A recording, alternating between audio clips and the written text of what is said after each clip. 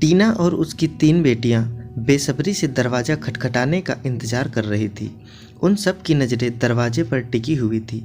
जैसे ही शाम के 7 बजे उनके दरवाजे पर दस्तक हुई, जिसमें राशन का बहुत सारा सामान था। टीना ने वह बोरी उठाई और आसपास देखने लगी, लेकिन आसपास कोई नहीं था। आज लगभग 20 दिन हो गए थे।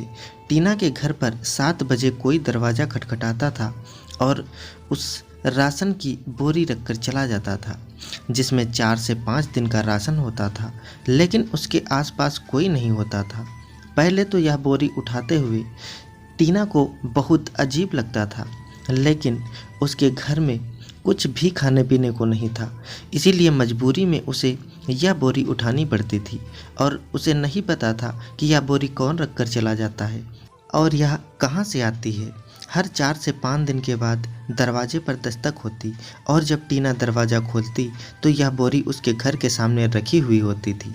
पहली बार जब टीना ने वह बोरी उठाई और खोल कर देखा तो उसमें राशन का सामान था। टीना को बहुत खुशी हुई, साथ में उसे एक हैरत भी हुई थी कि आज के समय में कौन किसकी मदद करता है।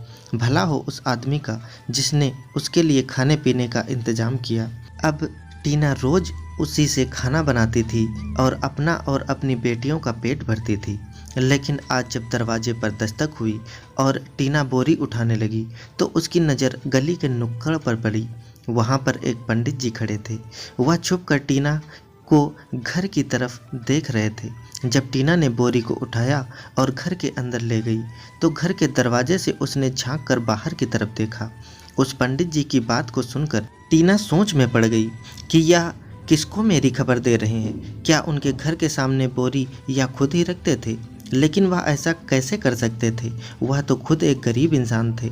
2 टाइम का खाना भी उनके लिए मोहल्ले के एक घर से आ जाता था। फिर यह सब वह किसके कहने पर कर रहे थे?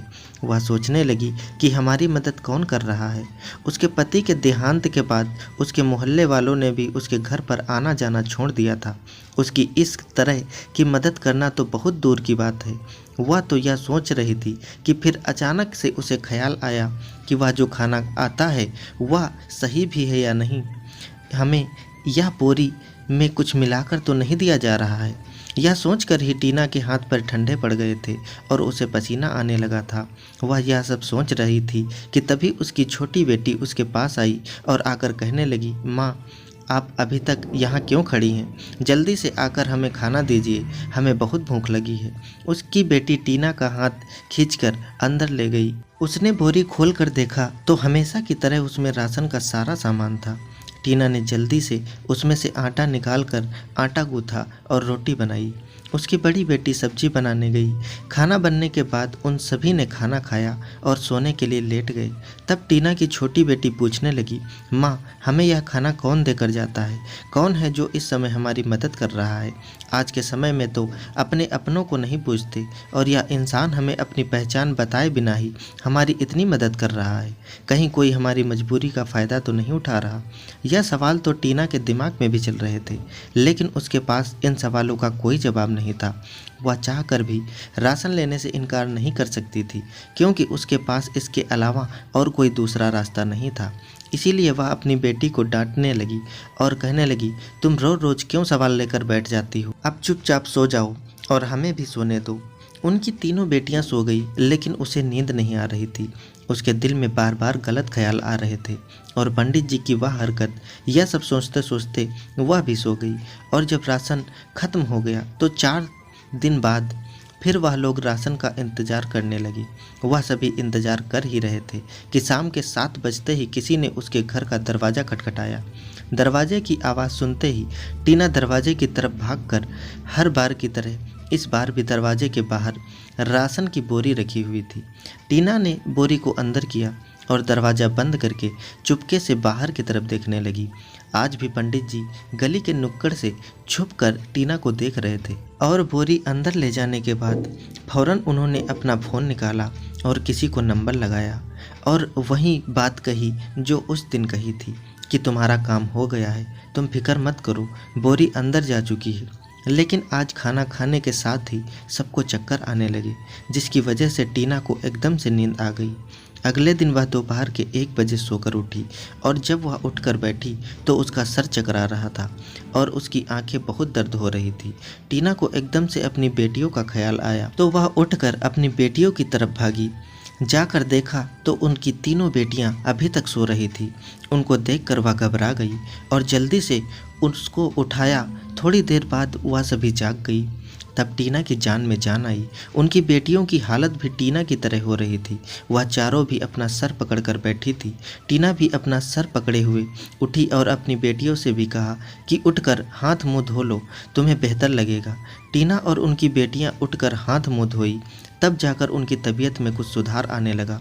फिर टीना ने अपनी बेटियों के लिए नाश्ता बनाया। जैसे ही वह सब मुंह में निवाला ले रही थी तो सभी को एकदम से उल्टियां होने लगी। उनकी हालत ख़राब होने लगी थी। टीना सोचने लगी कि हमारी तबीयत इतनी ख़राब कैसे हो सकती है। क्या हमारे खाने में किसी ने कुछ मिलाया हुआ था? क्या बोरी जो खाना आता है वह जहरीला था? यही बात सोच सोच कर वह परेशान हो रही थी। तभी उसकी बेटियों की हालत और ज़्यादा बिगड़ने लगी। उसने अपनी बेटियों को लिया और डॉक्टर की तरफ निकल पड़ी। उसके घर के पास में ही एक सरकारी अस्पताल था। टीना अपनी बेटियों को इस तरह तड़पते हुए नहीं देख सकती थी। वह अस्पताल पहुंची और डॉक्टर ने उन सभी का एक एक करके चेकअप किया और रिपोर्ट आने बाद डॉक्टर ने जो टीना को बताया वह सुनकर तो उसके सर पर आसमान टूट पड़ा। वह सभी एक दूसरे को हैरानी से देखने लगी। इस खबर से टीना और उसकी बेटियों के चेहरे का रंग उड़ गया। टीना ने डॉक्टर को बताया कि मेरी बेटियों की तो अभी शादी भी नहीं हुई है और मैं भी विधवा हूँ। मेरा कोई बेटा नहीं है। हम चारों घर में अकेले रहते हैं। हमारे घर में कोई भी मर्द आता जाता नहीं है और जब हमारे घर में कोई मर्द नहीं आता तो हम प्रेग्नेंट कैसे हो सकते हैं। डॉक्टर ने टीना को बड़ी हैरत से देखा और एक नागवार अंदाज में बोली कि यह तो पुलिस केस है, तुम पुलिस के पास जाओ और सब कुछ बताओ, और अगर तुमने ऐसा नहीं किया तो मैं खुद तुम्हारी रिपोर्ट करवा दूंगी। यह सुनकर टीना बहुत डर गई। उसके कदम पुलिस स्टेशन की तरफ नहीं बढ़ रहे थे। वह बहुत घबरा रही थी और उसे पसीना भी बहुत ज़्यादा आ रहा था। वह सोच रही थी कि अगर पुलिस ने उसकी बात नहीं मानी और उल्टा उस पर इल्ज़ाम लगा दिया तो वह क्या करेगी। वैसे भी उसका इस दुनिया में कोई नहीं था। किसी को भी उसके ऊपर कीचड़ उछलते हुए देर नहीं लगती, क्योंकि लोगों के सवालों का उसके पास कोई जवाब नहीं था। यही सोचकर वह वापस घर जाना चाहती थी, लेकिन उस डॉक्टर की धमकी याद आ गई। वह हिम्मत करके पुलिस स्टेशन के अंदर चली गई। पुलिस स्टेशन के अंदर जाते ही उसने देखा कि चारों तरफ सब लोग अपने अपने काम में बिजी हैं। वहाँ के कैदियों को देखकर उसे बहुत हैरत हुई, क्योंकि मुजरिमों की तो सूरत ही खतरनाक होती है और वह तो ज़िंदगी में पहली बार पुलिस स्टेशन गई थी और यही प्रार्थना कर रही थी कि भगवान किसी को पुलिस स्टेशन का मुंह ना दिखाए। एक अफसर ने टीना से पूछा कि क्या हुआ मैडम, आप यहाँ पर क्यों आई हो? टीना ने उससे कहा कि एक रिपोर्ट लिखवानी है। ऑफिसर ने टीना से कहा, ठीक है आप बैठ जाओ मैडम। टीना सामने रखी कुर्सी पर बैठ गई और ऑफिसर अपना मोबाइल उठाकर चलाने लगा। टीना ने उसे सारी बात बताई, घर में राशन आने से लेकर उसकी तबीयत खराब होने तक, और फिर टीना ने उसको प्रेग्नेंट वाली बात भी बता दी। ऑफिसर टीना की बात सुनकर बहुत सुकून से बोला कि आप फिक्र ना करो मैडम, आपका मुजरिम पकड़ा गया है।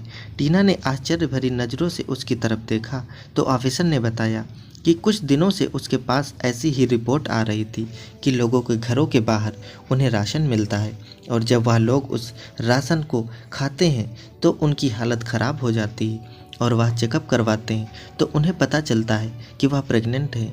उस ऑफिसर की बात सुनकर टीना को खुशी हुई कि चलो हमारे मुजरिम को सज़ा तो मिली। साथ में वह यह भी सोचने लगी कि अब हमारा मुजरिम कैसा होगा। फिर टीना ने सोचा कि भगवान ने इस बार हमारी मदद की थी तो आगे भी वही हमारी मदद करेंगे। यही सोचते सोचते वह जेल तक पहुंची। जैसे ही उसने मुजरिम को देखा उसकी तो आंखें फटी की फटी रह गई। ऐसा लग रहा था जैसे उसकी सांसें रुक गई हों, अब उसे दोबारा सांस नहीं आएगी। उसके ऊपर तो जैसे पहाड़ टूट गया था। उसकी बेटियों ने और उसने हैरानी से एक दूसरे को देखा और फिर उस आदमी को देखने लगी, क्योंकि उसे अपनी आंखों पर यकीन नहीं हो रहा था, क्योंकि वह आदमी कोई और नहीं बल्कि उसका कहानी की शुरुआत एक छोटे से गांव से होती है। उसका नाम टीना सिंह है। उसने एमए पास किया है। वह एक बहुत अच्छे परिवार से थी, जिसकी शादी आदित्य नाम के एक लड़के से हुई थी। उसकी शादी के कुछ साल बाद ही उसके पिताजी का देहांत हो गया। उसके पति आदित्य बहुत अच्छे थे, उससे बहुत प्यार करते थे और उसकी हर ख्वाहिश का ख्याल रखते थे। उसके घर में किसी तरह की कोई भी कमी नहीं थी। उसकी शादी से पहले ही उसके ससुर का देहांत हो चुका था। उसके घर में सिर्फ टीना, उसकी सास और उसका पति आदित्य ही रहते थे। शादी के 2 साल बाद ही उसके घर में संतान हो गई थी। वह सब बहुत खुश थे और उसके कुछ साल बाद उसने 2 और बेटियों को जन्म दिया। उसकी ज़िंदगी बहुत सुकून से गुजर रही थी। उसके पास किसी चीज़ की कोई कमी नहीं थी। भगवान ने उसे हर चीज़ दे रखी थी, लेकिन पता नहीं उसकी खुशियों को किसकी नज़र लग गई कि एक दिन ये खबर मिली कि उसके पति जिस ट्रेन से सफ़र कर रहे थे, वह ट्रेन दुर्घटना का शिकार हो गई और उस ट्रेन में कोई भी नहीं बच सका। सब अपनी जान से हाथ धो चुके थे। यह सुनकर टीना के होशो हवास उड़ गए। उनकी बेटियों की भी हालत खराब हो गई थी, लेकिन उनकी बेटियों ने खुद को और अपनी माँ को संभाला। टीना पर तो जैसे मुसीबत का पहाड़ टूट पड़ा। उसने अपने पति को आखिरी बार जी भर कर देख भी नहीं पाई थी। उसके पति के देहांत के बाद उसकी ज़िंदगी बहुत खराब हो गई थी। उसका एक ही सहारा था, जो अब इस दुनिया में नहीं था। उसने कभी नहीं सोचा था कि उसकी ज़िंदगी ऐसे मुश्किल में पड़ जाएगी। कुछ दिनों तक घर में जो कुछ भी था उसे खाकर उन सब ने गुजारा किया, लेकिन कब तक ऐसे ही चलता। अब उनके पास खाने पीने का सारा सामान खत्म हो चुका था। टीना ने एक स्कूल में जॉब करनी शुरू कर दी, लेकिन वहाँ का अध्यापक उससे बदतमीजी करना शुरू कर दिया था। उसे पता था कि टीना अकेली है और वह कुछ नहीं कर सकती, इसीलिए वह सोच रहा था कि वह जो चाहेगा वह टीना के साथ कर लेगा। वह कोई ना कोई हरकत टीना के साथ जरूर करता था। उससे तंग आकर टीना को यह नौकरी छोड़नी पड़ी। टीना जहाँ भी काम करने की कोशिश करती, उसे ऐसी ही नज़रों का सामना करना पड़ता था। दुनिया वाले अकेली औरत को देखकर समझते हैं कि उनके बाप का माल है, जो चाहे उनके साथ कर सकते हैं। एक दिन वह अपनी ज़िंदगी से हार कर घर में उदास बैठी थी कि किसी ने दरवाजे को खटखटाया। उसने हैरत से दरवाजे की तरफ देखा, क्योंकि उसके घर पर कोई आता जाता नहीं था। वह उठकर दरवाज़ा खोलने गई तो वहाँ कोई नहीं था, लेकिन वहाँ पर एक बोरी रखी हुई थी। उसने उस बोरी को खोल कर देखा तो उसमें राशन का सारा सामान था और तब से रोज़ कोई उसके घर पर राशन की बोरी रख कर जाने लगा और उसका गुजारा उसी से चलने लगा। लेकिन जब उसकी तबीयत खराब हुई और उसे अस्पताल जाना पड़ा, तो वहाँ से उसे प्रेग्नेंट होने की खबर मिली। तब वह यहाँ पुलिस स्टेशन आई, लेकिन जब उसने अपने मुजरिम को देखा, जिसे देखकर उसके पैरों तले से ज़मीन निकल गई, क्योंकि वह आदमी कोई और नहीं बल्कि उस टीना का पति था। लेकिन ऐसा कैसे हो सकता था? जिसको टीना आज तक मरा हुआ समझ रही थी, उसे आज जिंदा अपनी आंखों से कैसे देख रही थी।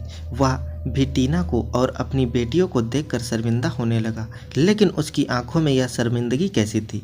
क्या उसने कुछ गलत किया था, जिसकी वजह से वह टीना से नज़रें नहीं मिला पा रहा था? टीना की बेटियां अपने पिता को देखकर रोने लगी। उसको देखकर उसके बाप की भी आंखों में आंसू आ गए। लेकिन टीना के दिमाग में तो बहुत सारे सवाल चल रहे थे और उसे जवाब चाहिए था। वह जानना चाहती थी कि आखिर उसके पति जिंदा कैसे हैं। अगर वह अब तक जिंदा थे तो उनके पास क्यों नहीं आए? अब तक वह उन सब से दूर क्यों थे? और उनके मरने की झूठी खबर किसने बताई थी? और आज वह जेल में एक मुजरिम बनकर खड़े हैं। टीना को बर्दाश्त नहीं हो रहा था और वहीं पर टीना ने अपने पति से सवाल करना शुरू कर दिया। उसके पति ने भी शर्मिंदगी के साथ उसके सारे सवालों के जवाब देना शुरू कर दिया। जैसे जैसे टीना को अपने सवाल के जवाब मिल रहे थे, वैसे वैसे उसके सर पर मानो बिजली गिर रही थी और वह अपने पति की बातें चुपचाप खड़ी सुन रही थी। उसके पति ने बताया कि मैं अपनी ज़िंदगी में अपनी बीवी और बच्चों के साथ बहुत खुश था। मेरी एक खुशहाल ज़िंदगी गुजर रही थी। मैं अपनी बीवी से बहुत प्यार करता था और मेरी बेटियों में तो मेरी जान बसती थी। हमारे पास किसी चीज़ की कोई कमी नहीं थी। हमारा एक हंसता खेलता परिवार था, क्योंकि मेरी बेटियां अब जवान हो गई थी और मैं उनकी शादी करने की सोच रहा था। मेरा एक दोस्त था, उस पर मैंने आंख बंद करके भरोसा किया और उसने ही मुझे धोखा दिया। एक दिन जब हम सब दोस्त मिलकर खाना खाने गए, उसने मुझे एक लिफाफा दिया और मुझसे कहने लगा कि तुम इस लिफाफे को उसके एक दोस्त के पास पहुंचा दो। मैंने उससे पूछा कि क्या हुआ, तुम क्यों नहीं जा रहे हो? तो उसने कहा कि मुझे कुछ और ज़रूरी काम है, इसीलिए मैं नहीं जा सकता। मैंने कहा ठीक है, चलो कोई बात नहीं, मैं तुम्हारा काम करवा दूंगा। मैं वह लिफाफा लेकर उसके बताए हुए एड्रेस पर चला गया। मैंने वह लिफाफा एक आदमी को दिया। उस आदमी ने बदले में मुझे एक बैग दिया और कहने लगा कि यह अपने दोस्त रोहित को दे देना। मैंने उससे पूछा कि इसमें क्या है, तो उसने मुझसे कहा कि यह तो अपने दोस्त से ही पूछ लेना। रात ज़्यादा हो गई थी, इस वजह से मैं भी बैग लेकर घर पर आ गया और अगले दिन मैंने वह बैग रोहित को दे दिया। मैंने अपने दोस्त से कुछ भी नहीं पूछा, क्योंकि रोहित मेरे बचपन से मेरे साथ था और मैं उस पर बहुत ज़्यादा भरोसा करता था। लेकिन रोहित ने फिर मुझे एक लिफाफा दिया और इस आदमी तक पहुंचाने को लिए कहा। मैंने बिना कोई सवाल किए लिफाफा उस आदमी तक पहुंचा दिया। इस बार भी उसने मुझे एक बैग दिया जो मैंने रोहित को दे दिया। अब रोहित मेरे साथ अक्सर यही करता, मुझसे एक लिफाफा भिजवाता और वह आदमी बदले में मुझे एक बैग दे दिया करता था। एक दिन मुझे रोहित पर शक हुआ। मैंने सोचा कि देखता हूँ कि इस लिफाफे में क्या है। मैंने वह लिफाफा खोल कर देखा तो उसमें ड्रग्स था। मैं देखकर समझ गया कि रोहित मेरे हाथों से उस आदमी को ड्रग्स पहुंचाता है और उसके बदले वह आदमी बैग में उसे पैसे भर कर देता है। मैंने रोहित से कहा कि तुम यह सब काम कब से कर रहे हो? तुम तो पहले ऐसे नहीं थे। तुम यह काम छोड़ दो, वरना मैं पुलिस को तुम्हारे बारे में सब कुछ बता दूंगा। तब रोहित ने मुझसे कहा कि अगर तुमने पुलिस को मेरे बारे में कुछ भी बताया तो मैं नहीं, उल्टा तुम ही फंसोगे, क्योंकि आज तक तुम ही यह लिफाफा उस आदमी को देते हो और उससे बैग लेते हो और मेरे पास तुम्हारे खिलाफ सबूत भी है। रोहित की यह बात सुनकर मेरे तो होश उड़ गए थे। मैं सोच भी नहीं सकता था कि मेरे बचपन का दोस्त, जिस पर मैं अंधा भरोसा करता हूँ, वह कुछ पैसों के लालच में मेरे साथ यह सब कुछ कर सकता है। मैं रोहित से अब यह काम करने को मना कर दिया तो वह मुझे धमकाने लगा और कहने लगा कि अगर मैंने उसका काम नहीं किया तो वह जो मेरे खिलाफ सबूत है पुलिस में दे देगा। अब मुझे समझ नहीं आ रहा था कि मैं क्या करूं, कैसे मैं इन सब से अपनी जान छुड़ाऊं, क्योंकि मैं जानबूझकर गलत काम नहीं कर सकता था। मुझे इन सब से निकलने के लिए कुछ समय चाहिए था। इसीलिए मैंने उस वक्त उससे कहा कि ठीक है, मैं तुम्हारा काम करवा दूंगा। एक दिन जब मैं अपनी पत्नी और बेटियों के साथ मार्केट जा रहा था तो रोहित ने मुझे देख लिया और उसी रात रोहित ने मुझे अपने पास बुलाया और मुझसे कहने लगा, अगर तुम अपनी बड़ी बेटी की शादी मुझसे करा देते हो तो मैं तुम्हारे खिलाफ सारे सबूत तुम्हें दे दूंगा और फिर तुमसे यह काम भी नहीं करवाऊंगा। यह सुनकर मेरा दिल किया कि मैं रोहित को जान से मार दूं। आखिर वह मेरी बेटी के बारे में ऐसी बात कैसे कर सकता था? मुझे अपनी कोई परवाह नहीं थी। वह मुझे कुछ भी काम करवाता था, लेकिन अब उसकी नज़र मेरी बेटियों पर थी। मैं अपनी बेटियों पर कोई आंच नहीं आने दे सकता था। इसीलिए मैंने एक प्लान बनाया और हमारे मोहल्ले में जो मंदिर है, मैं वहाँ पर गया। मुझे किसी की मदद की ज़रूरत थी। मैंने वहाँ के पंडित जी से बात की। पंडित जी मुझे बहुत पहले से जानते थे। हमारे घर पर पूजा पाठ वही करते थे और उन पर किसी को शक भी नहीं होता। मैंने उन्हें सब कुछ बता दिया। वह मेरी मदद करने के लिए तैयार हो गए। मैंने ही उनसे कहा था कि मेरे घर में मेरे दोस्तों और रिश्तेदारों को मेरी मौत की एक झूठी खबर दे दे। उसके बाद मैं घर वापस आकर तुम लोगों को बताया कि मैं कुछ दिन के लिए काम से बाहर जा रहा हूँ। मैं अपने अंकल के पास चला गया था। मेरे कहने पर ही पंडित जी ने तुम लोगों को मेरी मौत की झूठी खबर सुनाई थी। मुझे पता था कि मेरी मौत की खबर सुनकर तुम लोगों की हालत बहुत ख़राब हो जाएगी, लेकिन मेरे पास और कोई रास्ता नहीं था। मैं तुम लोगों को इन सब से दूर रखना चाहता था। कुछ सालों बाद मैंने फैसला किया कि मैं अब अपनी बीवी बच्चों के पास चला जाता हूँ, क्योंकि उन लोगों ने मुझे ढूंढना भी छोड़ दिया होगा। लेकिन जब मैं इस शहर में वापस आया तो मुझे पता चला कि आज भी वह लोग मेरे पीछे पड़े हुए हैं और मेरी तलाश में हैं। यह खबर सुनकर मैं इसी शहर में छुप कर रहने लगा। अगर मैं तुम लोगों से मिलने के लिए आता तो मेरे साथ तुम लोगों को भी खतरा था, लेकिन तुम लोगों की ऐसी हालत मुझसे देखी नहीं जाती थी। इसीलिए मैं पंडित जी से कहकर तुम्हारे घर में राशन की बोरी भिजवानी शुरू कर दी, जिससे तुम लोगों को 2 टाइम का खाना आराम से मिल रहा था। यह देखकर मुझे भी थोड़ा सुकून मिल जाता था। लेकिन पता नहीं कैसे कल जब मैं बोरी उठाकर पंडित जी को देने जा रहा था, मेरे सामने पुलिस आ गई और उसने मुझे गिरफ्तार कर लिया और आज मैं तुम लोगों के सामने मुजरिम बना खड़ा हूँ। अपने पति की सारी बातें सुनकर टीना का दिल रोने लगा कि मेरे पति ने अपने परिवार की खातिर अपने आप को मरा हुआ साबित कर दिया। वह इस कदर टीना से मोहब्बत करते थे कि उन्होंने अपने बारे में भी नहीं सोचा। टीना अपने पति की मोहब्बत को देख रही थी। इतने में एक हवलदार आया और टीना से कहने लगा कि मिलने का समय खत्म हो चुका है, अब आप लोग यहाँ से जा सकते हो। टीना के पति ने उसे दिलासा देते हुए कहा कि तुम परेशान मत हो, तुम कल पंडित जी के पास जाओ और अंकल का नंबर ले लो और उनसे बात करके उन्हें सब कुछ बताना, वह हमारी मदद ज़रूर करेंगे। टीना ने अपने पति से कहा ठीक है। उसके बाद वह पंडित जी के घर पहुँची और उसने पंडित जी से अंकल का नंबर लिया और अंकल को सब कुछ बताया और उन्होंने टीना से कहा कि बेटी तुम फिक्र मत करो, मैं जल्दी ही तुम्हारे पास आता हूँ। टीना अपने घर वापस आ गई और रात तक अंकल भी उसके घर पर आ गए थे। उन्होंने टीना से कहा कि हमारा यहाँ रहना खतरे से खाली नहीं है, इसीलिए तुम सब मेरे साथ मेरे घर चलो। टीना और उसकी तीनों बेटियाँ उसके साथ उसके घर पर चले गए। उन्होंने अपने घर पर एक डॉक्टर को बुलाया और उनका चेकअप करवाया, जिससे उन्हें पता चला कि उन सभी में से कोई भी प्रेग्नेंट नहीं है। उसके खाने में कोई केमिकल मिलाया हुआ था, जिसकी वजह से उनकी इतनी हालत ख़राब हो गई थी। यह सुनते ही टीना और उसकी बेटियों की जान में जान आई, लेकिन अब वह सोच रही थी कि उस सरकारी अस्पताल की डॉक्टर ने उससे झूठ क्यों कहा। इन सब में उनका क्या फ़ायदा हो सकता था। अंकल ने टीना के पति को बेकसूर साबित करवाया और उनकी बेटियों की भी दुआ रंग लाई। और रोहित जो कि ड्रग्स का धंधा करता था, इन लोगों की गैंग जो ड्रग्स को देश से बाहर भेजती थी, पुलिस ने उनको पकड़ लिया और उनको अदालत में पेश किया गया। केस की छानबीन में पता चला कि रोहित ने टीना के पति को राशन की बोरी घर भेजते हुए देख लिया था, लेकिन पुलिस उनके पीछे थी, इस वजह से वह उन्हें पकड़ नहीं सका। उसने टीना के पति को फंसाने का प्लान बना लिया था। अगले ही दिन उसने ऐसे ही राशन की बोरी तैयार की और पूरे मोहल्ले के सारे घरों में पहुंचा दिया। उसने उन बोरियों में केमिकल मिलाया हुआ था। मोहल्ले के सभी लोगों ने उन बोरियों में से राशन निकाल कर खाया और सभी लोग बीमार हो गए। टीना के मोहल्ले में ज़्यादातर सब लोग गरीब थे, इसीलिए पास के सरकारी अस्पताल में जाया करते थे। इस गैंग ने उस डॉक्टर को पैसे दिए थे और कहा था कि जो भी तुम्हारे पास चेकअप के लिए आए उसे बता देना कि वह प्रेग्नेंट है। उस डॉक्टर ने भी लालच में आकर सबको यही खबर सुना दी कि वह प्रेग्नेंट है। मोहल्ले के सभी लोगों ने पुलिस में इस बात की रिपोर्ट लिखवाई। पुलिस ने भी छानबीन की तो पता चला कि बोरियां टीना के पति ने रखवाई हैं, इसीलिए पुलिस ने टीना के पति को गिरफ्तार कर लिया था।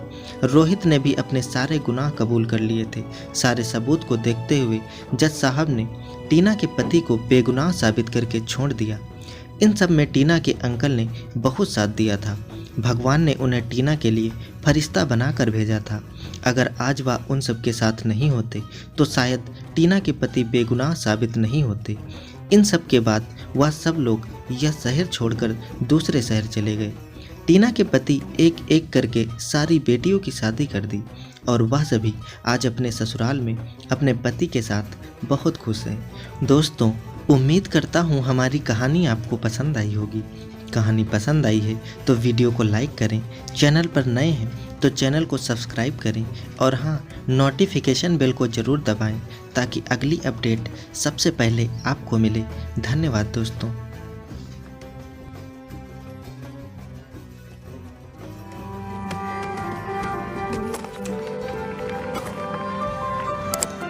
Subscribe now and press the bell icon.